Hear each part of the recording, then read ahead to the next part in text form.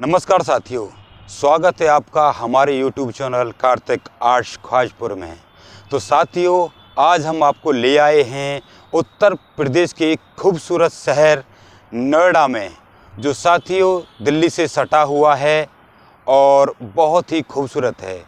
तो साथियों, नोएडा के अंदर एक बहुत ही खूबसूरत बहन कुमारी मायावती जी ने एक पार्क बनाया था, जिसको आप बहन कुमारी मायावती पार्क या ग्रीन गार्डन या फिर दलित प्रेरणा स्थल के नाम से जानते हैं।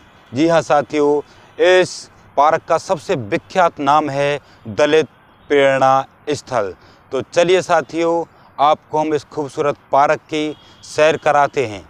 तो साथियों देखिए, आपको हम बता दें साथियों कि इस पार्क का नाम दलित प्रेरणा स्थल क्यों रखा। क्योंकि जब आप आओगे तो यहाँ पर हमारे भिन्न भिन्न महापुरुषों की प्रतिमा आपको दिखाई देंगी।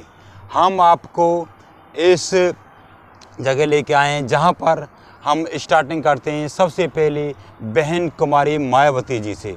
जी हाँ साथियों, उत्तर प्रदेश में 4 बार मुख्यमंत्री के पद को गौरवान्वित करने वाली बहन कुमारी मायावती जी के संघर्ष की याद दिलाता हुआ यह पार्क, कि कैसे आपको संघर्ष करके कोई भी सफलता प्राप्त की जा सकती है।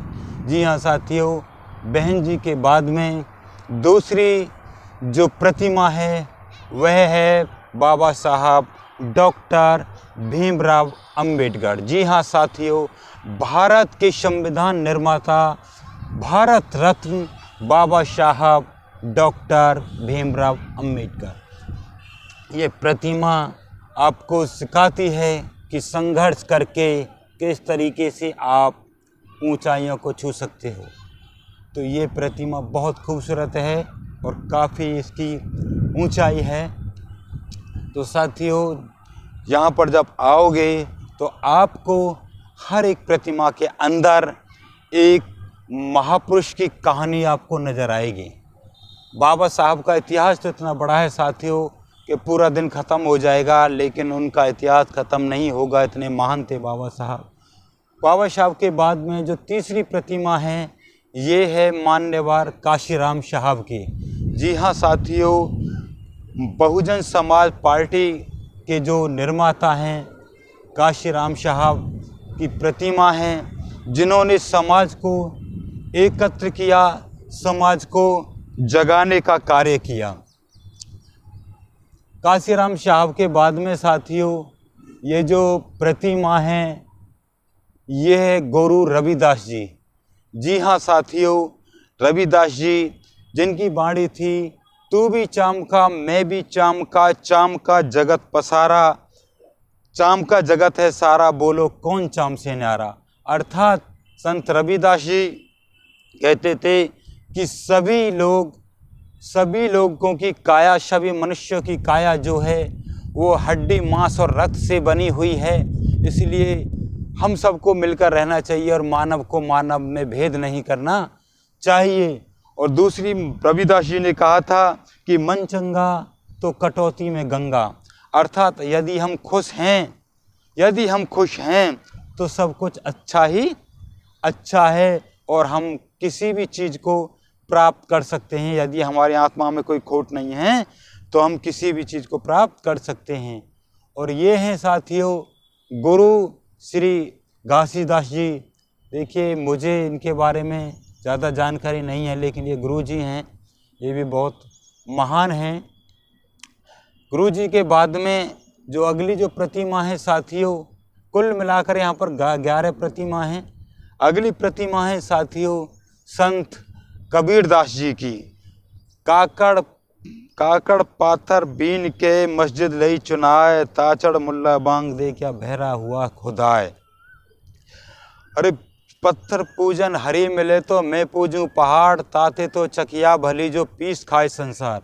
जी हाँ साथियों, हमारे कबीरदास जी ने भी हमको जगाने का बहुत प्रयास किया था।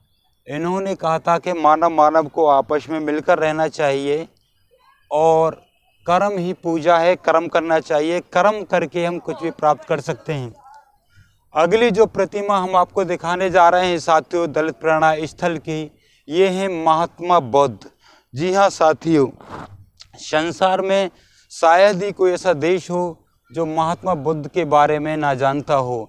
सत्य, अहिंसा और त्याग का मार्ग दिखाने वाले महात्मा बुद्ध की अनगिनत कहानियाँ हैं। लगभग 547 इनकी जातक कहानियाँ हैं। महात्मा बुद्ध के बारे में आपको विस्तार से जानना है तो इनका एक त्रिपिटक है, यानी 3 ग्रंथों का एक संघ है जिसको त्रिपिटक के नाम से जानते हैं। अभिधम पिटक, विनय पिटक और सुत्त पिटक। तो वहाँ जाकर आप महात्मा बुद्ध के बारे में बहुत जानकारी ले सकते हैं। और महात्मा बुद्ध के ही नाम पर इस क्षेत्र का नाम गौतम बुद्ध नगर, इस जिले का नाम गौतम बुद्ध नगर हमारी बहन कुमारी मायावती जी ने रखा था, जिसमें से कुछ हिस्सा गाजियाबाद ज़िले में से काटा था, कुछ हिस्सा बुलंदशहर ज़िले में से काटकर एक नया ज़िला बनाया था जिसका नाम उन्होंने महात्मा बुद्ध के नाम पर गौतम बुद्ध रखा था। और अगली प्रतिमा ये जो हम आपको दिखाने जा रहे हैं साथियों, ये है छत्रपति साहू जी महाराज। जी हाँ साथियों, छत्रपति साहू जी महाराज ने एक किताब लिखी थी, पुस्तक, जिसका नाम था गुलामगिरी, यानी कि जो गुलामी की बेड़ियों को कैसा काटा जाए। अगर किसी को सीखना है तो आपको इनको समझना पड़ेगा। और इनकी धर्मपत्नी थी जो है माता सावित्रीबाई फूले, जो भारत की पहली ऐसी महिला शिक्षिका थी जिन्होंने जो है महिलाओं को शिक्षा देने का प्रारंभ किया था। और ये हमारे नारायण गुरु जी हैं, इनके बारे में भी आप बहुत अच्छा जानते होंगे, इन्होंने भी बहुत ज्ञान दिया था। और उसके बाद में जो हमारे ये अगली प्रतिमा हैं, इनके बारे में तो आप भली भांति जानते होंगे, यदि नहीं जानते हों तो थोड़ा इनके बारे में बता देते हैं हम। ये हैं हमारे साहू जी महाराज। जी हाँ साथियों, छत्रपति साहू जी महाराज, जिन्होंने ये बड़ौदा के महाराज थे शायद, और इन्होंने ही बाबा साहब को स्कॉलरशिप दी थी लंदन में जाके पढ़ाई करने के लिए।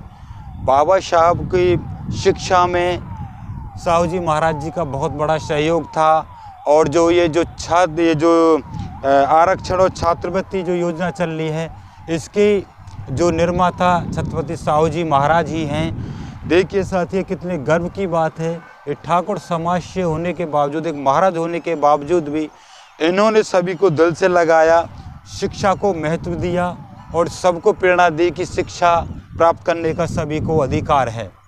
और ये जो आप प्रतिमा देख रहे हो साथियों, 11वीं अर्थात लास्ट जो प्रतिमा, ये है साथियों बिरसा मुंडा। जी हाँ साथियों, ये आदिवासी समुदाय के नायक थे, महान योद्धा थे बिरसा मुंडा।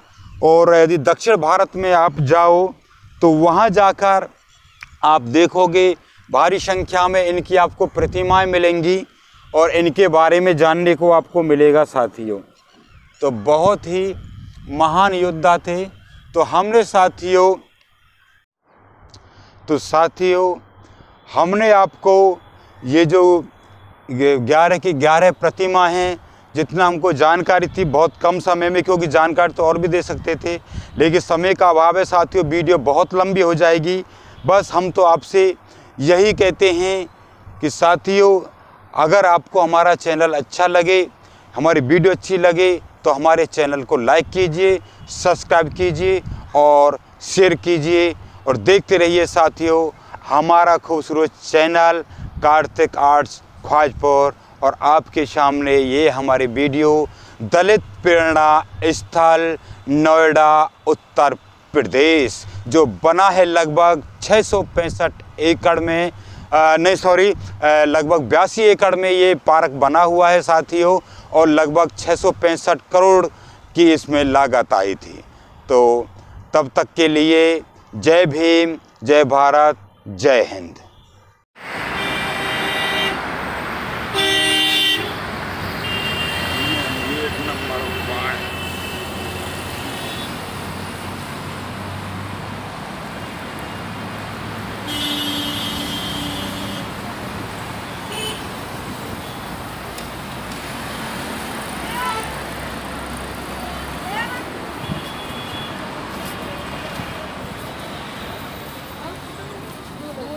क्या